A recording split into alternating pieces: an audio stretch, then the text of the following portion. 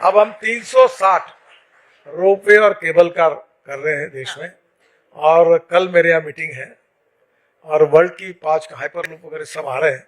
ये धौला कुआं से मानेसर मैं वो 5 टेक्नोलॉजी का प्रेजेंटेशन ले रहा हूँ ताकि हवा में हम लोग जा सके। वो धौला कुआं से मानेसर? हाँ। हवा में जाएंगे मतलब? ऐसे ऊपर में हाँ। पॉन्ड होगा जिसमें 18, 20, 25 लोग बैठेंगे और वो 200 किलोमीटर की स्पीड से जा सकता है, पर यहाँ हमको जगह जगह रुकना है तो स्पीड कम होगी। इस टाइप की 5 टेक्नोलॉजी है वर्ल्ड की, उनका कल मेरे ऑफिस में सर यही वाली जो मुंबई पुणे के बीच में ट्रायल रन की थी वो पॉड्स की? ट्रायल रन नहीं हुई थी उस समय, देवेंद्र जी के पहले रिजिम में उन्होंने हाइपरलूप से करार किया था, हाँ। पर बाद में नई सरकार आई, उन्होंने उसको कैंसिल किया। हाँ। अभी तक मास रैपिड ट्रांसपोर्ट इस प्रकार का हुआ नहीं है। 2 चीजें मैं आपको बताऊंगा, एक तो मैं ये कर रहा हूँ, दूसरा पब्लिक ट्रांसपोर्ट जो है कंफर्टेबल होना चाहिए, और संभव हुआ तो आप अनुमति देंगे तो मैं आपको फिल्म दिखा दूंगा। अभी टाटा के पीछे में लगा, मैं जेकोस्लोवाकिया गया था। हाँ। और वह फ्लैश चार्जिंग बस है, यूरोप में अनेक देशों में है। वो बस 135 सीटर है, सामने से एंट्री है, कंडक्टर की जरूरत नहीं है, कार्ड होगा या मोबाइल फोन पे एंट्री होगी, उतरना और जाते समय दिखाना। बस में एग्जीक्यूटिव चेयर है, सामने टीवी लगा हुआ है, और बस का रेट डीजल बस की तुलना में 30% कम है। एयर कंडीशन बस है, और ये बस की विशेषता ये है कि हर बस स्टॉप पर ये खड़ी रहेगी, जब लोग उतरेंगे तो 20 सेकंड में ये फिर चार्ज होगी, और ये पूरी घूमती रहेगी। पहले हम पायलट प्रोजेक्ट नागपुर में कर रहे हैं, टाटा मोटर्स को पहला ये प्रोजेक्ट अवार्ड हो रहा है, और टाटा ने धारवाड़ में इसका मैन्युफैक्चरिंग करने की फैक्ट्री शुरू कर दी है। और इसके जो फ्लैश चार्जिंग टेक्नोलॉजी है वो सीमेंस और हिटैची के है, तो वो दोनों में से उन्होंने सिलेक्ट किया है शायद। और अब ये बस अगर होगी तो आप सबसे इम्पोर्टेंट बात समझिए कि जो उठता वो बोलता हमारे मेट्रो बनाओ। अब मेट्रो की कॉस्ट पर किलोमीटर 550 करोड़ रुपए है, और उतनी कैपेसिटी पर ये पब्लिक कंफर्टेबल ट्रांसपोर्ट इसकी कॉस्ट केवल 2 करोड़ रुपए पर किलोमीटर है। और आगे दिल्ली से जयपुर 2.5 घंटे में लैपटॉप पर एग्जीक्यूटिव क्लास में बैठकर चाय पानी नाश्ता करते हुए आप 2.5 घंटे में दिल्ली जयपुर पहुंच जाएंगे। ये सुनने में तो बड़ा मजा आ रहा है, ये कब तक होगा?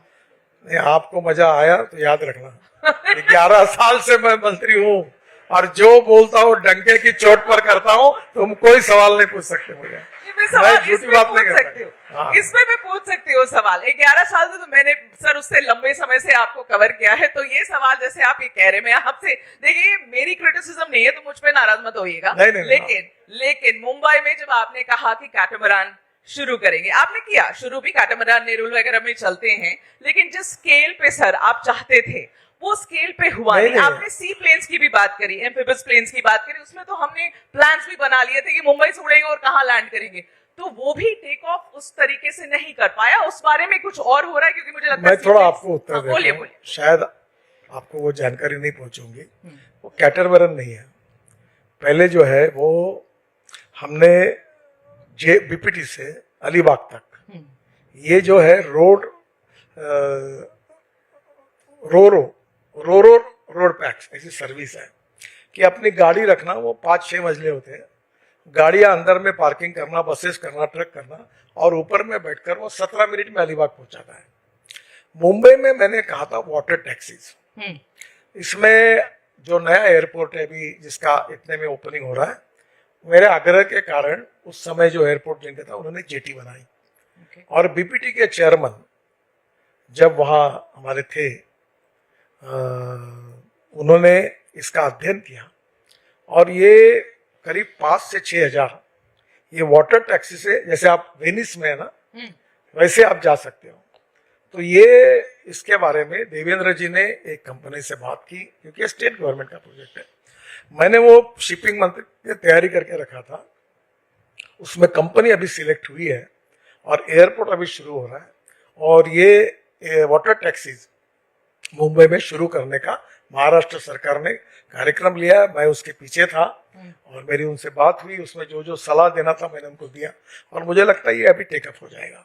और सी प्लेन्स का क्या हो रहा है? हाँ, सी प्लेन्स का क्या हो रहा है? सी प्लेन का ऐसा हुआ कि करीब 100 सी प्लेन अपने यहाँ शुरू करने का निर्णय हुआ, उसकी ट्रायल होगी, उसके स्टैंडर्ड्स तय किए गए, मैं खुद प्लेन में बैठकर समुद्र में उतरा हूँ।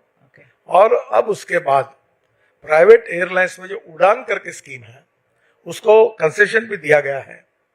बीच में सरदार सरोवर से अहमदाबाद से प्लेन शुरू हुआ था, पर बाद में गुजरात सरकार ने जो उनको पैसे देने थे वो दे नहीं पाए, और जिसके कारण फिर वो सर्विस आगे नहीं चल पाई। पर अब स्पाइस जेट ने ऐसे 100 प्लेन खरीदने के बारे में निर्णय किया था, वो प्रोसेस में है। इन सब बातों में वाटर पोर्ट्स खड़े करना, फिर वो सुरक्षा के प्रश्न, उसके नॉर्म्स तैयार करना, अब ये विषय मेरे पास नहीं है। पर मेरा जब शिपिंग मंत्री था तो मेरी इच्छा थी कि यमुना से सी प्लेन उड़ाकर ताजमहल के पीछे उतरेगा और वहां से करीब 15 से 16 मिनट तक पहुंचेंगे। वहां जाने के बाद 2 घंटे में ताजमहल देखेंगे, फिर वापस आएंगे, फिर प्लेन में यमुना में 15 मिनट में पहुंच जाएंगे। तो अब वो डिपार्टमेंट मेरे पास नहीं है। पर अभी जो वाटर रिसोर्स मंत्री है उनको मैं आपकी बात बताऊंगा, और मैं भी रिक्वेस्ट करूंगा। जैसे आप पीछे लग के शुरुआत करवा देते हैं, तो इसमें भी आप लगकर करवाएंगे यमुना से हम मैं मदद करूंगा, पर डिपार्टमेंट आखिर उनको करना है, पर मैं उनकी मदद करूंगा। सर, ऐसा है कि आपके मंत्रालय और सरकार ने भी बहुत कैंपेन्स चलाए, बहुत सारी लोगों को अवेयर करने की इनिशिएटिव्स शुरू करी रोड एक्सीडेंट्स के बारे में। आपसे मैं जब भी पूछती हूँ आप ये बात को मान्य करते हैं कि ये मेरा एक फेलियर रहा है, जितना मैं रोड एक्सीडेंट्स संभाल सकता, रोक सकता, वो नहीं रोक पाया हूँ। मैं आपको एक आंकड़े देना चाहती हूँ गडकरी जी, ये 2023 के आंकड़े जो लेटेस्ट में निकाल पाई, उसके हिसाब से 4,80,000 एक्सीडेंट एक साल में भारत में हुए, जिसमें 1,70,000 लोगों की जाने गई। हम विकसित भारत की तरफ बढ़ रहे हैं सर, ये विकसित भारत का पैरामीटर है नहीं, क्या कर रहे हैं आप इस बारे में? देखिए, पहली बात तो आप कह रही है वो मृत्यु हो रहा है, ये 4 इंपॉर्टेंट बातें हैं जी। एक है रोड इंजीनियरिंग, जिसमें ब्लैक स्पॉट्स है, अंडरपास बनाना है, फ्लाईओवर बनाना है, बराबर साइनेज लगानी है। तो हमने इसमें लगभग अभी तक 40-50 हजार करोड़ के काम करके रेक्टिफाई किए, जो हमारी गलतियां थी। फिर ऑटोमोबाइल इंजीनियरिंग में जो स्टैंडर्ड